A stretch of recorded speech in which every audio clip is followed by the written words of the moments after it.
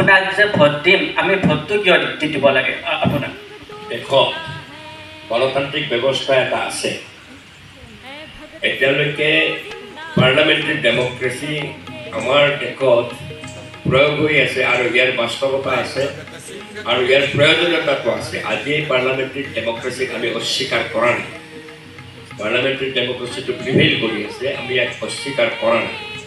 আৰু পাৰ্লামেণ্টাৰী ডেমক্ৰেচিৰ প্ৰয়োজনো আছে এই সময়ত, যিহেতু ৰিভলিউচনাৰী ফৰ্চেছ সাংঘাতিকভাৱে অৰ্গেনাইজ হৈ পেলাই আজি এটা সমাজৰ আমূল পৰিৱৰ্তন বা বিপ্লৱ কৰাৰ কাৰণে সময়ো উপস্থিত হোৱা নাই, জনসাধাৰণো একেবাৰে সচেতন হৈ পেলাই ঐক্যবদ্ধ হোৱা নাই বা তেওঁলোকক আমি সেই মঞ্চলৈকে সকলোকে আনি ৰেডি কৰিব পৰা নাই। তেতিয়ালৈকে পাৰ্লামেণ্টাৰী ডেমক্ৰেচি থাকিব আৰু পাৰ্লামেণ্টাৰী ডেমক্ৰেচি আছে। আমি পাৰ্লামেণ্টাৰী ডেমক্ৰেচি এতিয়ালৈকে আমি অনুসৰণ কৰি আছোঁ আৰু পাৰ্লামেণ্টাৰী